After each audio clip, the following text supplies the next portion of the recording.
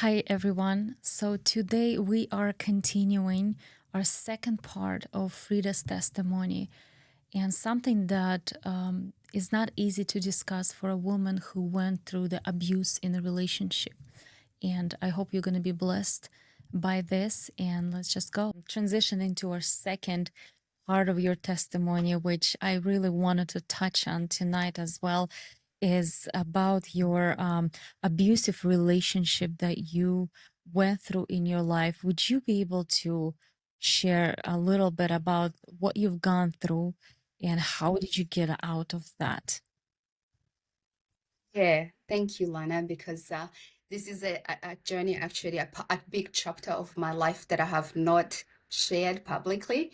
Even in my book, I don't say much about it, and there are reasons to why I didn't say much about it. And that is my marriage that broke down in 2011. But obviously, it was a series of a lot of betrayal and a lot of multiple affairs that happened with my former husband, who is also the father of my children, my three children. And I haven't shared much publicly. This is probably one of the first times that I've able to share, as And you I really asked. appreciate that Reason, because I know there's a lot of women yeah, who are in that kind of a situation, and your story will yes, help them to maybe escape certain situation yeah, that they feel like they're stuck in. yes. So I grew up in a culture where marriage is not talked about publicly. And even when I left my marriage, I left not secretly, because obviously it was before everybody's eyes in the town where we were when my ex-husband and I were leading a church that was very known in the city of Kigali. And being leading that church for so many years, when the marriage broke down, there was a lot of shame for me on my part. And I felt like, no one could understand. And unfortunately, sometimes even the church people are not understanding to to a lot of women and men as well, who are abused secretly behind closed doors, and publicly we're smiling and we're looking good and everybody's wishing to have a marriage like yours. But in my case, there was a lot of abuse. There was emotional abuse. There was financial abuse. There was, all those affairs that I already knew even way before we got married. Because I met him, I met him when I was 17. Like I said, I got saved when I was 17, a few months before I turned Mhm. 18. So I was really a kid. I was a kid that was also coming out of, the journey that I just shared of the genocide. And I think um, he picked the most Mm. vulnerable person in his church. I had never been in a relationship I didn't have a boyfriend before I became a Christian. I had no idea what relationship were like when it comes to, because I had always avoided. As an orphan, I think I denied myself for having a relationship because I thought as an orphan, I actually don't have time to boys that are distraction. I always told myself. So a lot of boys that tried to, tell me that they like me and have me as their girlfriend, I always said no because I was just focused on school. So when I became a Christian then and I joined his Mhm. church, obviously as a 17-year-old, you're joining a church of a grown man who's leading a church. He'd had a lot of relationships already that he'd broken, a lot of engagements that he'd broken that he shared with me. And I thought, okay, well, I'm not going to judge someone according to their history, according to their. But it took me, not to mention, it took me a whole year to convince myself to actually be attracted to this man Oh, because he was way older than me. And at the beginning, I would say that he groomed me. He actually, when I joined his church, he asked me about my story. So he got to know that I had no right. family, I had no one left. And then he asked me, he said he had spiritual children. Can I be one of them? You're not Of gonna say course. no. So I became one of his spiritual children, which also I think in church, when a church leader um, grooms young girls or people or little children in his church to pick some to be his spiritual children, as if, because you're leading a whole church, why would you pick only 4 or 5 people to become your spiritual children? The Of whole church, course. you're a shepherd. So already that was a sign. But as young as I was, and as like I said, no experience in relationship and no guidance, Right. because when I became a Christian, my extended family was so much against me being a Christian, and I was severely punished to a point that I couldn't even go back and ask for Were guidance. they, which So I really, religion your relatives were? yes, so I grew up as a Okay. Catholic. Mm-hmm. Mm-hmm. So you can imagine that Yeah. what didn't Yeah. go well. We've got a wonderful Mm-hmm. relationship now, but I was very severely punished, beaten, and really punished severely for me to give up, and I Mm-hmm. refused to give up. So he then stepped in and became be a father. So I exposed all my inheritance, because now my father had left me all his business. Father was killed, and so I was looking after my Mm-hmm. father's properties, my father's Mm-hmm. estates, and I had all these things, and I exposed it to him and Mm-hmm. everything. And so then I started hearing that he was, cheating with one of the administrators in our church. And he actually came and confessed that to me, then confesses again with another girl.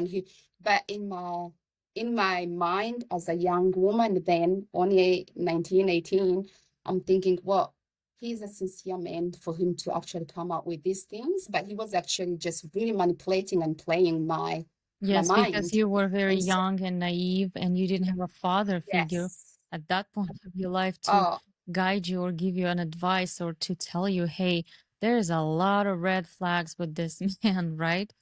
So you kind of no, my naively family went did. for it. Yes, my family did. My uncle Mhm. got to hear about it, and he Oh, called okay. me and said, "This is very Mhm. wrong. You can't Mhm. see it, but this is very Mhm. Mhm. wrong, and this relationship is Mhm. very wrong." But what he did, he also, like the abusive nature, he cut me off my family, he cut Oh, me off my friends. And I remember one time, these are things that I look back and I'm like, oh, I wish I knew what I yeah. know today. I remember it was my birthday, and a friend of mine handed me a card, and he saw it. He saw it, and he came and took the card from me for him to read before I even read the card, because this is a friend who was a guy, and it was just simply it was our worship leader. He's just handing a card to me. I had a phone. I bought a phone for myself, and he took the phone away from me. And Control it. so Mhm. all these, yeah, very control, and all these things that I couldn't, articulate as abusive. But I mean, I think I knew it was wrong, but I always thought, okay, I'm strong enough. I'm stronger than this. I Mhm. can be patient with all these things. Mhm. I can Mhm. go ahead. Even when he came and confessed about his affairs, I just thought to myself, okay, he's already confessed. He's asking for forgiveness. I have to forgive Mhm. this person, this man who came. Wow. I would have probably never known. I've had that, but he You was probably manipulating me thought you have all that forgiven time. And worser things, right? You probably thought you have forgiven oh, worser that's things what than that. he would actually remind me of that. He would actually remind me of Wow. that, him confessing Wow. that. And What a so manipulation. I Mm-hmm. remember, yes, I remember a few weeks before our wedding, I, discovered he was still having an affair with this person, who was one of the church, on the church leadership. And I called him out on it, but he actually made me to feel even more guilty about, if you don't want this wedding to go ahead, it's your fault, this Wow. is breaking God's, will, and so on, and made me feel so guilty that I can't even bring this up, and broke up with me few days before the wedding. And in my culture, to break up a wedding before few Mm-hmm. weeks before it goes on, it's Mm-hmm. such a shame. Again, we come from a culture of a shame, which Yeah. God's Yeah. culture doesn't have any shame. Is God takes all that shame Yes. off us, but I carried that for all that time, and I actually ended up being the one apologizing that I Oh brought these my things up God. to him. So So you and the guys wedding went got ahead. married, right? You guys got married. How many years were you together with the man? And We yeah, were together all together. We were together for 13 years altogether, 13 years. but we were married for 9. Okay. Yeah, but all those years before our wedding, or that uh, the, those adultery and affairs were going on already, and I didn't have the courage to to call the wedding off. I went ahead with the wedding, but it didn't stop Right. even on our on the time that we came back from our honeymoon. So obviously, we came back from the honeymoon, but even on the day that we came back from our honeymoon, he didn't stay home. He didn't start this, he didn't sleep at home. So he will have these lies that he would tell me that he's at church praying, but he's actually Wow. out Wow. with women. And it just grew and grew. I had my children through that. Pregnancies that I had, very difficult pregnancies. He will leave me sick in hospitals, and he will go for months because he's going for missions. He'll go for months, and I'll be in hospital. So all that, and then I was cut off my own father's business and put somebody else to look after it. So it, a lot of details, but what I want to say is that sometimes we pray and we ask God to show us, and He actually does show us, but we refuse to see all those signs. Before, God had actually was showing me what my marriage was gonna be, and in my Yes. mind, and also He would tell me all these things are happening because we're not married. Once we get married and I have my own wife, all these temptations will Yes. stop. But a woman or a girl, if you are going through a relationship with a man, or with even with a woman who is, a man who's going out with a woman and you're dating and there's unfaithfulness, do not think you're going to No. change that person, because you have no power to change anyone. And I believe when somebody becomes unfaithful to you, it's because they've already been unfaithful to God and to themselves. Yes. So really, you are no one to change. You're not the Holy Spirit Yeah. to change this person. Yes. You can pray for this person. And in my culture, there's a lot of blame for a woman when there's that failure, that when a marriage Mm. fails, it's always a Wow. woman's fault. And unfortunately, even the church sees it Yes. that way. Maybe you're not giving him enough sex. Maybe you're not taking care of him. Maybe you're not doing this. But you can do all Yes. those things and Hmm. beyond. But if someone has a heart that has already been unfaithful to God, to his own Yes. God, he's not going to be afraid to be unfaithful to Yeah. you. And there's nothing you can do to change this person unless they have a change of Yes. heart from God, between Yeah. them and That God. is incredible. That's crazy.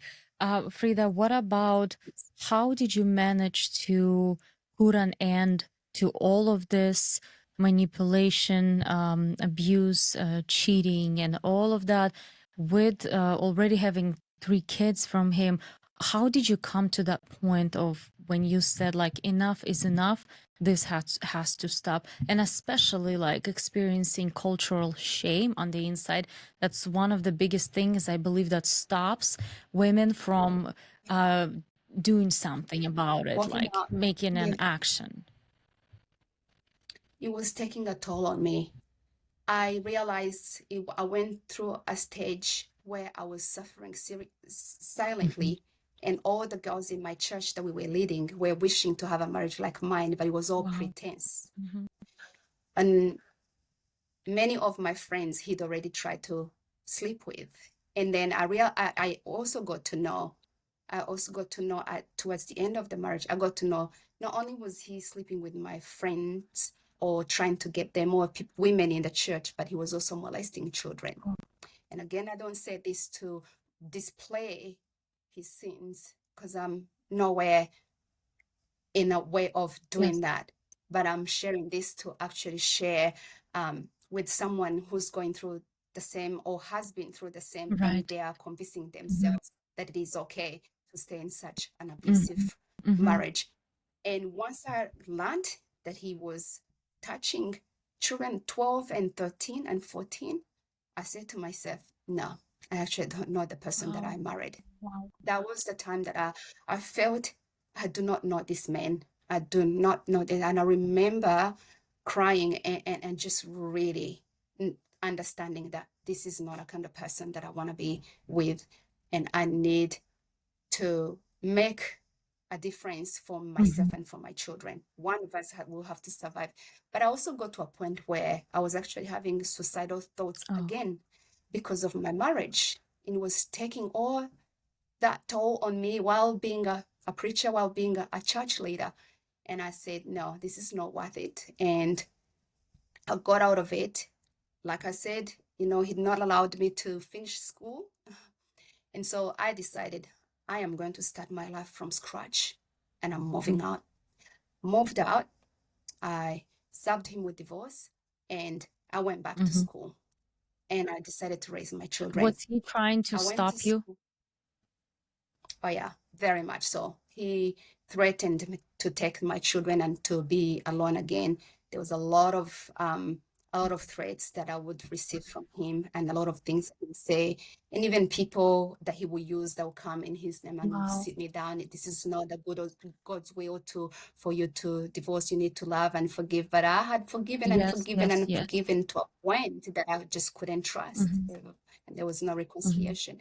And so I decided I was moving out and out of this marriage, and whatever it may take, the shame, the pain, everything, I was ready to take it, but to raise my kids in the way that they should be raised. And I just did that. And I went back to school, moved to America, went back to school. I've started from scratch. I did high school tests to gain, at my age, I was 32, to gain a scholarship to go to university. And I started university raising a 7, a 6, and a 4-year-old on my Wow, own. that is so God difficult. God used a lot of people to support me and to come around me and support me. And I went through university and graduated. And I remember, because I wasn't, I was working at the same time, and sometimes I didn't have money to pay for my daughter's dancing classes. So what I did, I would go clean this big building, so my child could have a scholarship for a dance Wow. class. And I would ask my professors, I don't have money for, how in Ohio there's a lot of snow days, and so the children will be off, and I don't have any money to pay for a babysitter. So I'll ask my professor, my children are very, very quiet. Can I bring them and sit them in a corner and can do my test? And they will allow me to do the test. And so God carried me through that until I got my degree and got a job. And yeah, right. And yeah, my kids are grown now, but those women who fear, what am I going to do? God would, every time that we get into a situation that is very unknown to us, God brings a new grace for that. You do not need a grace of an orphan if you're not an orphan. You do not need a grace of a single mother if you're not one. You don't need a grace of a widow if you're not one. You do not need a grace of a divorced woman or man if you're not one. But once you do, God will bring that Wow, grace. this is so powerful. Yep. So, Frida, would you please speak to that lady or that woman who might be watching us right now and she finds herself in a situation maybe similar to yours, or maybe in abusive relationship, maybe it's a physical abuse, sexual abuse, verbal abuse, manipulation and constant cheating. What would you tell her?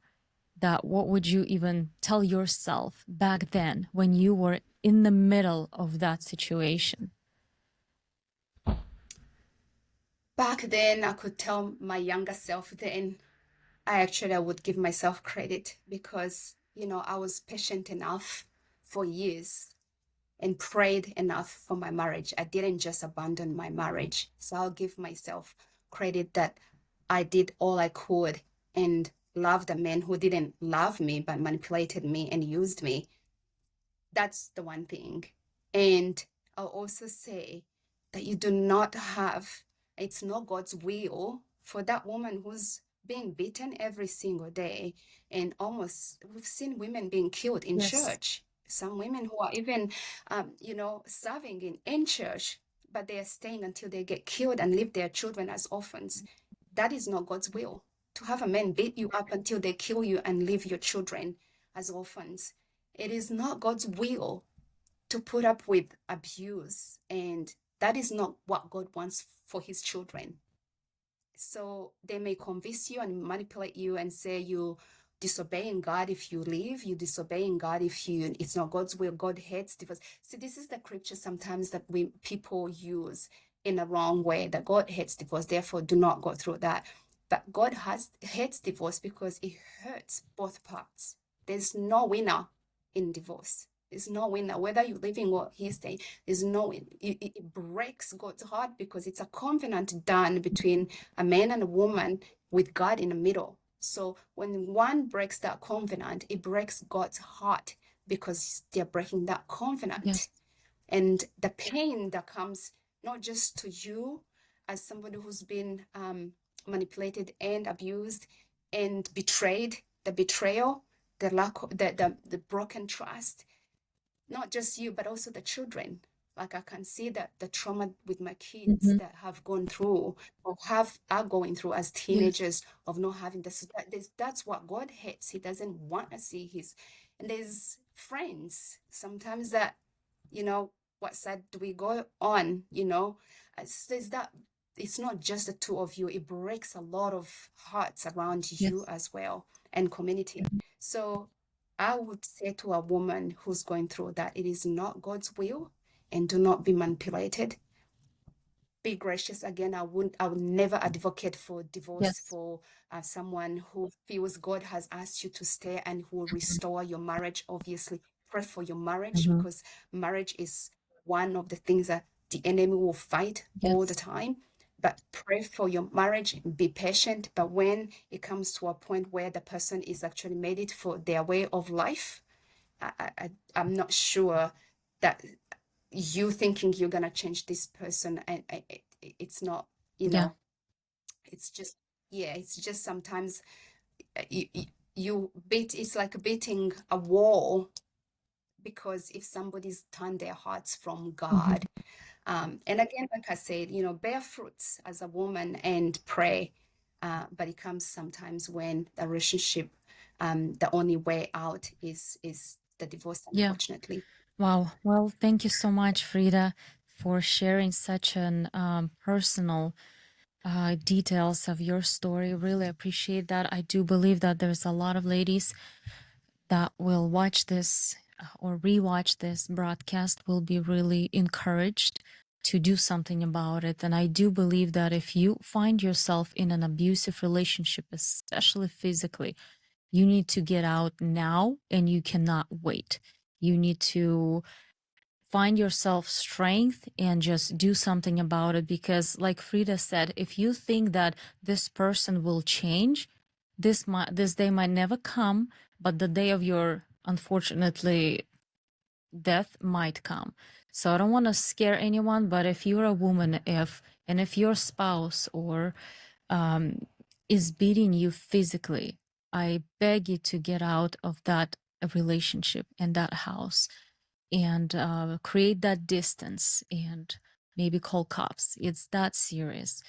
And Frida, thank you so much for your openness, for your story, for your testimony. And again, guys, her book is called Chosen to Die, Destined to Live.